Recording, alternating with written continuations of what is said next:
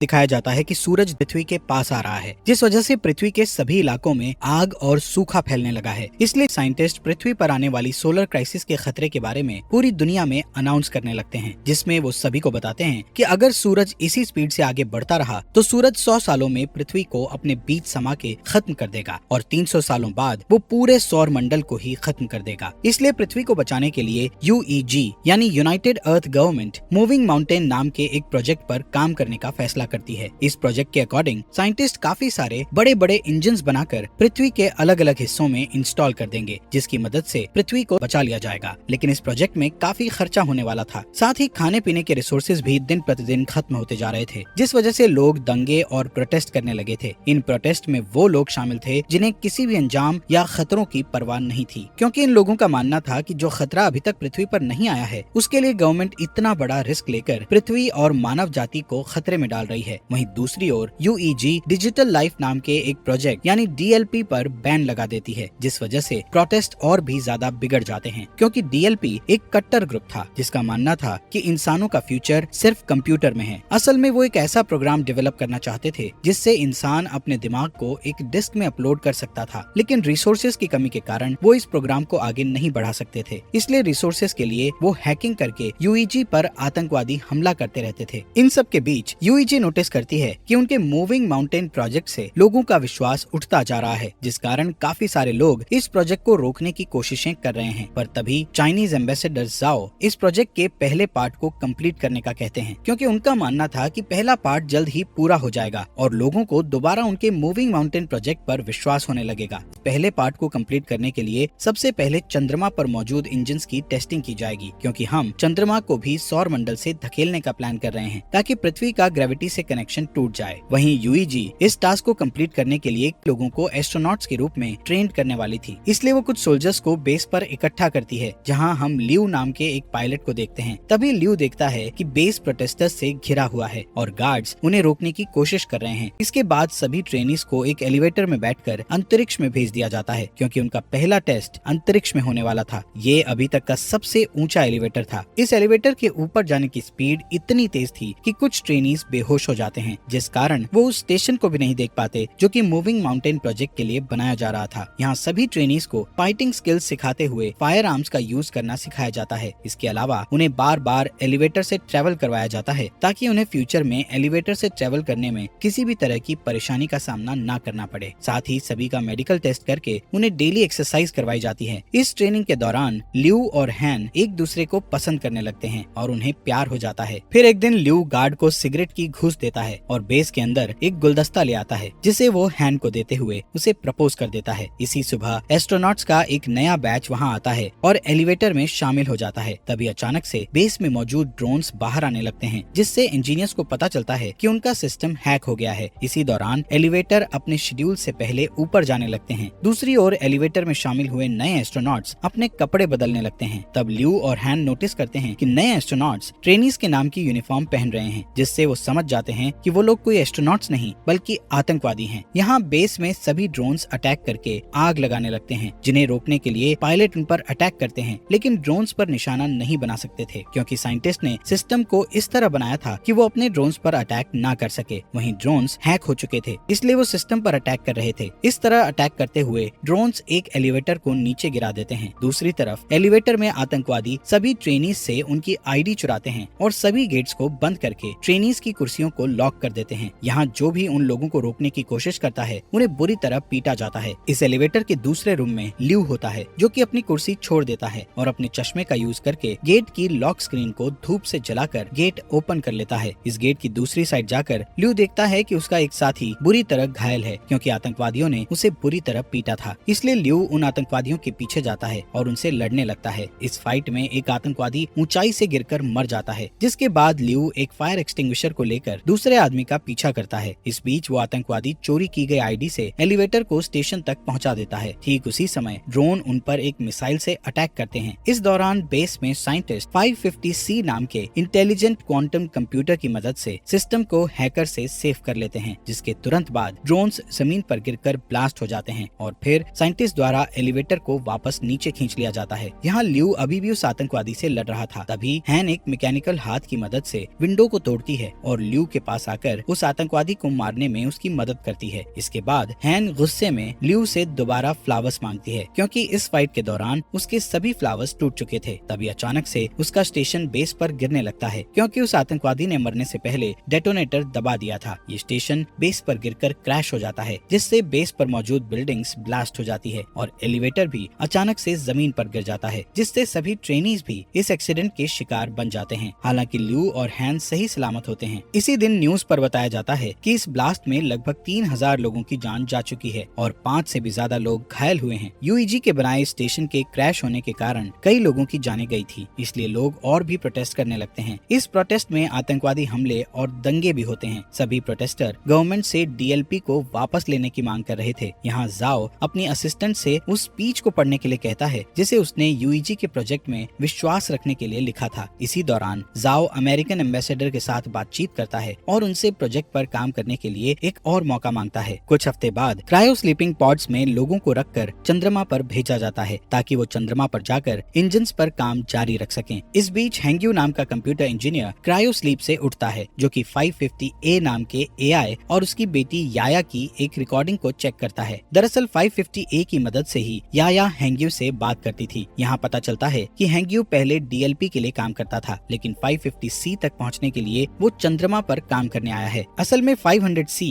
पूरे बेस को कंट्रोल करता है, इसलिए हैंग्यू को लगता है कि वो 500C का यूज याया की क्लिप बनाने में करेगा, जिससे कुछ सेकंड्स के लिए उसकी मरी हुई बेटी का दिमाग एआई में डेवलप हो जाएगा। यहाँ टीम के बाकी मेंबर्स के साथ काम करते हुए हैंग्यू को पता चलता है कि जाओ नाम का कंप्यूटर रिसर्चर 550C का इंचार्ज है और वो चाहता है कि हैंग्यू उनके सिस्टम के ऑपरेशंस पर उनके साथ काम करे। इसके बाद हैंग्यू और जाओ 550C का पहला टेस्ट बेस के हर एक सेक्टर को एक्टिवेट करके करते हैं। जब वो कंप्यूटर के द्वारा वर्क के पूरा होने का वेट करते हैं, तब जाओ हैंग्यू को अपने दिमाग की डिजिटल कॉपी देता है, जिसे कंपनी ने जब्त कर लिया था, क्योंकि उन्होंने डीएलपी पर बैन लगा दिया था। यहाँ जाओ हैंग्यू को समझाता है कि ये तुम्हारे ऊपर डिपेंड करता है कि तुम इस कॉपी को डिस्ट्रॉय करना चाहती हो या नहीं। कुछ समय बाद हैंग्यू याया की क्लिप जाओ को दिखाता है। इस बीच हैंग्यू उस दिन को याद करता है जब वो अपनी पत्नी और बेटी के साथ कार से कहीं जा रहा था। तब अचानक से उसकी कार एक ट्रक से टकरा गई थी, जिससे उसकी पत्नी की तुरंत ही डेथ हो गई थी। पर याया कुछ समय तक जिंदा थी, इसलिए हैंग्यू याया के दिमाग को कंप्यूटर के जरिए जिंदा रखने के लिए उसे डीएलपी के पास ले गया था। लेकिन वो लोग उसकी मदद करना नहीं चाहते थे, क्योंकि उनकी टेक्नोलॉजी अभी तक तैयार नहीं हुई थी। इस बीच हैंग्यू की मुलाकात जाओ से हुई, जो कि पहले डीएलपी में काम करता था। यहाँ जाओ ने हैंग्यू पर एहसान करते हुए याया के दिमाग को 550A नाम के एआई में डाल दिया था। यहाँ प्रेजेंट में हैंग्यू जाओ से रिक्वेस्ट करता है कि वो याया पर 550C का यूज करे, जिससे याया पूरी तरह एआई में बदल सके। जिस पर जाओ हैंग्यू से कहता है कि याया के लिए 550A ही काफी है। इसी बीच उनका सिस्टम डिटेक्ट करता है कि वहाँ Z9 लेवल का सोलर स्टॉर्म आने वाला है, जिससे सभी लोग बेस पर वापस जाने का सोचते हैं। लेकिन उनके पास जो गाड़ियाँ थी उनकी स्पीड ज्यादा नहीं थी, पर फिर भी वो कोशिश करते हैं और किसी तरह सभी इंजन्स को बेस में रखकर उन्हें सोलर स्टॉर्म से बचा लेते हैं। पर इस प्रोसेस में 550C एआई बुरी तरह जल जाता है, जबकि प्रोजेक्ट को 3 दिनों में लॉन्च करना था, जिसके लिए उन्हें एक एआई की बहुत ज्यादा जरूरत थी। तब हैंग्यू जाओ को अपना 550A एआई देने को कहता है, लेकिन इसके बदले वो फ्यूचर में 550 मॉडल्स डेवलप करने वाली टीम में खुद को शामिल करने का कहता है, जिस पर जाओ मान जाता है और हैंग्यू एआई से याया के दिमाग के डिस्क निकाल लेता है। 3 दिन के बाद टीम इंजन्स का टेस्ट करती है। तब चंद्रमा कुछ सेकंड्स के लिए अपनी जगह से थोड़ा सा शिफ्ट हो जाता है, जिसे देखकर टीम बहुत खुश हो जाती है, क्योंकि इससे साबित हो जाएगा कि 20 साल में वो पूरी तरह से चंद्रमा को पृथ्वी से दूर कर देंगे। इसके अलावा टीम की इस सफलता से पूरी दुनिया के लोगों को मूविंग माउंटेन प्रोजेक्ट पर विश्वास हो जाता है। कुछ महीने बाद वो पृथ्वी पर इंजन का टेस्ट करते हैं, जिससे सभी स्क्रीन ब्लैक हो जाती हैं और लोगों को लगता है कि उनका टेस्ट फेल हो गया है। लेकिन अचानक उन्हें फील होता है कि जमीन हिल रही है। वहीं दूसरी ओर बेस पर मौजूद एस्ट्रोनॉट्स को आसमान में एक लाइट जलती हुई दिखती है। इससे यूईजी के साइंटिस्ट प्रूव करते हैं कि पृथ्वी अपनी जगह से थोड़ी दूर पर शिफ्ट हुई है। ये जानकर पूरी दुनिया जश्न मनाने लगती है। इसी तरह कई साल बीत जाते हैं और यूईजी बहुत ही शक्तिशाली इंजन्स को बनाता है, जो कि पृथ्वी और चंद्रमा को धक्का देकर मूव करके सौर मंडल से दूर कर देगा। साथ ही इस प्रोजेक्ट का नाम अब द वेंडरिंग अर्थ रखा जाता है और 550C द्वारा कई बिल्डिंग्स को बनाया जाता है। जिसके बाद यूईजी हर साल एक नया टेस्ट करती है, जिससे उनकी थ्योरी सही साबित होती है। इस तरह लोग यूईजी के प्रोजेक्ट को पूरी तरह एक्सेप्ट कर लेते हैं, जिस कारण डीएलपी पूरी तरह से गायब हो जाता है। इसके अलावा लोगों में ये भी चर्चा होती है कि गवर्नमेंट ने जो अंडरग्राउंड सिटीज बनाई है, उनकी इनके अंदर जाने के लिए लोगों को पास खरीदने होंगे। यहाँ पता चलता है कि हर साल पृथ्वी का रोटेशन धीमा हो रहा था, जिससे एक दिन में 24 घंटे की जगह 60 घंटे का सिस्टम हो गया है और ग्लोबल इंटरनेट भी अब बंद हो चुका था। साथ ही पृथ्वी पर अब बाढ़ और सोलर रेडिएशन जैसी समस्याएं लगी थी, जिससे कैंसर की बीमारी बढ़ने लगती है। इधर ल्यू और हैन शादी कर लेते हैं और उनका एक बेबी बॉय होता है। इसी बीच हैन को कैंसर हो जाता है, जिससे वो दोनों परेशान हो जाते हैं। यहाँ हैंग्यू नए 500 डेवलपमेंट की हेल्प से याया के लिए एआई बनाता है, जिसे वो 550W का नाम देता है। बताया जाता है कि स्टेशन को गिरे हुए 14 साल बीत चुके हैं और अब ल्यू मेजर की पोस्ट पर आ चुका है। एक दिन ल्यू को अंतरिक्ष में भेजने के लिए उसका इंटरव्यू लिया जाता है। यहाँ 550W उसका इंटरव्यू लेता है और बताता है कि ल्यू के स्किल्स इम्प्रेसिव हैं। इसके अलावा 550W ल्यू की फैमिली में हो रही परेशानियों के बारे में भी बताता है और कहता है कि ल्यू को पृथ्वी पर रहकर अपनी फैमिली की देखभाल करनी चाहिए। जिस पर ल्यू कहता है कि मुझे अपनी फैमिली को पीछे छोड़ने का दुख है, लेकिन मुझे अपने बेटे को अंडरग्राउंड सिटी में भेजने के लिए बेस पर आकर काम करना पड़ेगा। यहाँ मिरर के दूसरी साइड प्रोजेक्ट के इंचार्ज साइंटिस्ट इस इंटरव्यू को सुन रहे थे, जिसमें हैंग्यू ल्यू की बातें सुनकर अपनी बेटी की याद करने लगता है। इसके बाद 550W बताता है कि हैन की जल्दी ही डेथ होने वाली है, जिस कारण ल्यू पूरी तरह से टूट जाएगा और स्ट्रेस टेस्ट में फेल हो जाएगा। इंटरव्यू के बाद ल्यू हैन के साथ टाइम स्पेंड करने के लिए हॉस्पिटल जाता है, जहाँ हैन कहती है मैं आखिरी बार अपने होम टाउन को देखना चाहती हूँ, पर मौसम की समस्याओं के कारण उसे होम टाउन में ले जाना बहुत मुश्किल था। इधर हैंग्यू ल्यू की बातों से इतना इमोशनल हो गया था कि वो चोरी से बेस में घुसकर याया के दिमाग को 550W से जोड़ देता है और उसे सिस्टम में देखने लगता है, जिससे वो इमोशनल होकर रोने लगता है। तभी जाओ गार्ड्स के साथ वहाँ आ जाता है और हैंग्यू को समझाने लगता है कि उसे याया की डेथ को एक्सेप्ट करना होगा, जिस पर हैंग्यू मना कर देता है और याया को पूरी तरह से 550W में अपलोड कर देता है, जिससे चंद्रमा के सिस्टम में तुरंत प्रॉब्लम आना शुरू हो जाती है और सभी इंजन्स फेल होने लगते हैं। इसके बाद गार्ड्स हैंग्यू को पकड़ लेते हैं और अपने साथ ले जाते हैं। इधर जाओ याया के डिस्क को निकालकर 550W AI को बंद कर देता है। इस बीच ल्यू अपने पुराने दोस्तों के जरिए एक जेट उधार लेता है और हैन को उसके होम टाउन ले जाता है। कुछ ही समय में वो शंघाई सिटी में लैंड करते हैं, जो कि अब बर्फ से जमी हुई बंजर जमीन बन चुकी थी। दोनों सितारों को देखते हुए बातें करते हैं, जहाँ हैन ल्यू से कहती है कि मैं समय आने पर शान से मरना चाहती हूँ। यहाँ UEG के लोग हैंग्यू के द्वारा की गई सिस्टम प्रॉब्लम्स के बारे में बात करते हैं और नोटिस करते हैं कि ये उस हैकिंग की तरह ही है जो कुछ सालों पहले ड्रोन और एलिवेटर के साथ की गई थी। इसलिए सभी 550W के सिस्टम को हैक करके सही करने का सोचते हैं, लेकिन वो हर बार ब्लॉक हो जाते हैं। तभी अचानक चंद्रमा के इंजन ब्लास्ट हो जाते हैं, जिससे चंद्रमा पृथ्वी की ओर आने लगता है। दूसरी तरफ जाओ समुद्र के पास खड़ा होता है और सभी देशों के लीडर्स को एक इमरजेंसी अलर्ट सेंड करता है, क्योंकि सुनामी धीरे धीरे बढ़ रही थी, जो जल्द ही जमीन से टकरा जाती है। इस इमरजेंसी के कारण ल्यू को भी वापस ड्यूटी पर बुलाया जाता है। वहीं लीडर्स पहले से ही अंडरग्राउंड सिटी को खोलना शुरू कर देते हैं, ताकि वो सुनामी से लोगों की जान बचा सकें। यहाँ ल्यू के मिशन पर जाने से पहले ही हैन की डेथ हो जाती है, इसलिए उनके बेटे को हैन के पिता अंडरग्राउंड सिटी में मिल जाते हैं। इस बीच जाओ UEG से सपोर्ट मांगते हुए कहता है कि उन्हें पृथ्वी के सभी परमाणु हथियारों का यूज करके चंद्रमा पर अटैक करना होगा, ताकि वो चंद्रमा को पृथ्वी से टकराने से रोक सकें, जिस पर सभी देश अपने अपने हथियार सौंपने के लिए मान जाते हैं। इस बीच जाओ हैंग्यू से मिलने के लिए जेल में जाता है और उसे बताता है कि वो पृथ्वी के इंजन्स को जल्द से जल्द एक्टिव करना चाहते हैं, लेकिन इसके लिए उन्हें ग्लोबल इंटरनेट को फिर से एक्टिव करना पड़ेगा। साथ ही जाओ बताता है कि इंटरनेट का एक सर्वर पानी में डूब गया है, जिसकी केयर करने के लिए उन्हें हैंग्यू की जरूरत है, लेकिन हैंग्यू जाओ की बात नहीं मानता है। तब जाओ उसे याया के दिमाग की डिस्क दिखाकर उसे ब्लैकमेल करता है, जिससे हैंग्यू को उसकी बात माननी पड़ती है। इसके बाद हम देखते हैं कि परमाणु को ट्रांसपोर्ट करने के लिए ल्यू के साथ साथ कई पायलट को चुना जाता है। वहीं पृथ्वी पर मिसिंग इंटरनेट सर्विस की देखभाल के लिए 3 टीम्स को बीजिंग, टोक्यो और डैलस भेज दिया जाता है। इसके बाद चुने हुए पायलट्स शटल्स के साथ चंद्रमा के लिए रवाना हो जाते हैं, जहां अंतरिक्ष में एस्ट्रॉइड्स प्लैनेट तेजी से शटल से टकराने लगते हैं, जिससे कई शटल्स क्रैश हो जाते हैं और टीम को 200 हथियारों का लॉस हो जाता है। इस वजह से अब उनके पास सिर्फ 180 हथियार ही बचे होते हैं। थोड़ी ही देर में बाकी के शटल्स चंद्रमा की सतह पर आ जाते हैं, लेकिन तभी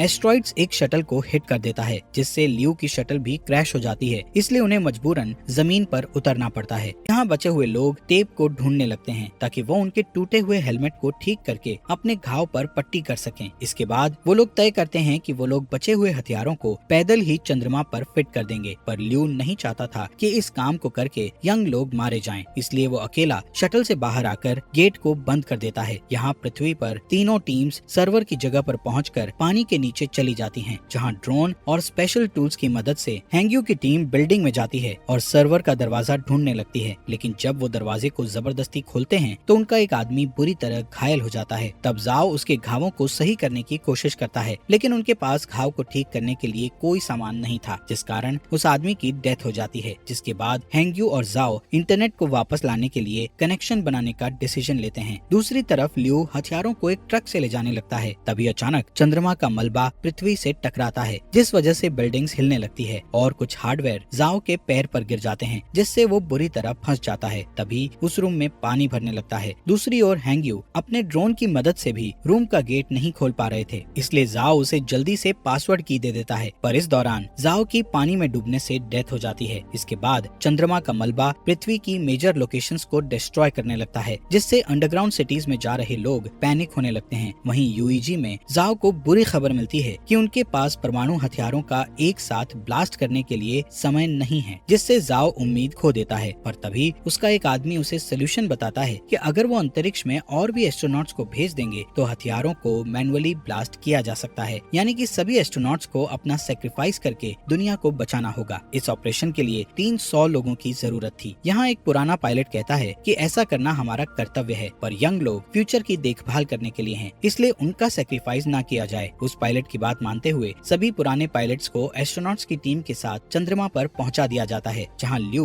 उन्हें आता हुआ देखकर चौंक जाता है। लेकिन उसका कम्युनिकेटर टूट गया था, इसलिए वो पृथ्वी पर वापस लौटने से पहले अपने पुराने टीचर और ट्रेनिंग पार्टनर्स को गुड बाय नहीं बोल पाता है। दूसरी ओर यूईजी बताती है कि टोक्यो और डैलस के सर्वर वापस आ चुके हैं, लेकिन बेजिंग का सर्वर अभी तक नहीं आया है। यहाँ बेजिंग में हम हैंग्यू को देखते हैं, जिसके रूम में पानी भरने लगता है और वो की को सही कंप्यूटर से नहीं जोड़ पाता। तभी चंद्रमा पर एस्ट्रोनॉट्स सभी परमाणु हथियारों को ब्लास्ट करने लगते हैं। ठीक उसी समय हैंग्यू भी उसकी माइंड डिस्क को एक कंप्यूटर से जोड़ देता है, जिससे चंद्रमा पूरी तरह ब्लास्ट हो जाता है। पर अब चंद्रमा का मलबा तेजी से पृथ्वी की ओर आ रहा था, इसलिए पृथ्वी को जल्द ही वहाँ से हटाने की जरूरत होती है। यहाँ हैंग्यू याया की क्लिप को एक्टिव करता है और उसे की दिखाकर अंदर से इंटरनेट को एक्टिव करने के लिए कहता है। तभी रूम में पानी भर जाता है, जिससे हैंग्यू की भी डेथ हो जाती है। वहीं चंद्रमा का मलबा पूरी दुनिया में गिरने लगता है। तभी यूईजी इमरजेंसी मैसेज भेजकर बताता है कि उनका मिशन फेल हो चुका है, जिससे शहरों में दंगे होने लगते हैं। वहीं जाओ हार नहीं मानता और अपनी टीम को इंजन्स में आग लगाने को कहकर उन्हें उल्टी गिनती शुरू करने को कहता है। इसी दौरान बेजिंग में हैंग्यू का दिमाग अचानक कंप्यूटर के अंदर एक्टिव हो जाता है, जहां वो अपनी बेटी से दोबारा मिलकर बहुत खुश होता है। इसके बाद हैंग्यू एआई में जाकर इंटरनेट सर्वर को एक्टिव कर देता है। तभी जाओ के आदेशों का पालन करते हुए एक आदमी इंजन्स को स्टार्ट कर देता है और फिर देखते ही देखते पृथ्वी मूव करने लगती है और चंद्रमा के मलबे से बच जाती है। ये देखकर पूरी दुनिया के लोग जश्न मनाते हैं। यहाँ ल्यू शटल से ही पृथ्वी को हिलते हुए देखता है, इसलिए वो जल्दी से वीडियो रिकॉर्ड करता है ताकि वो अपने बेटे को ये सीन दिखा सके। दूसरी ओर हैंग्यू और याया के दिमाग का बैकअप 550W में एक साथ मिक्स हो जाता है। इसके बाद हमें 7 साल बाद का सीन दिखाया जाता है, जहाँ पृथ्वी वापस से 24 आवर के सिस्टम में आ चुकी है और जाओ रिटायर्ड हो चुका है। लेकिन अब उनकी असिस्टेंट यूईजी में उनकी लेगेसी को आगे बढ़ा रही है। अब क्योंकि चंद्रमा से उनको कोई भी खतरा नहीं है, इसलिए वो अपने प्लान का सेकंड पार्ट शुरू करते हैं, जिसमें वो 10 साल के अंदर जुपिटर प्लैनेट के पास से उड़ेंगे और फिर पृथ्वी को हमेशा के लिए सौर मंडल से बाहर कर देंगे। इसलिए इंजन्स पर नजर रखने के लिए एक स्पेस स्टेशन बनाया गया है, जिसका इंचार्ज ल्यू है। और इसी के साथ ये मूवी यहीं पर खत्म हो जाती है।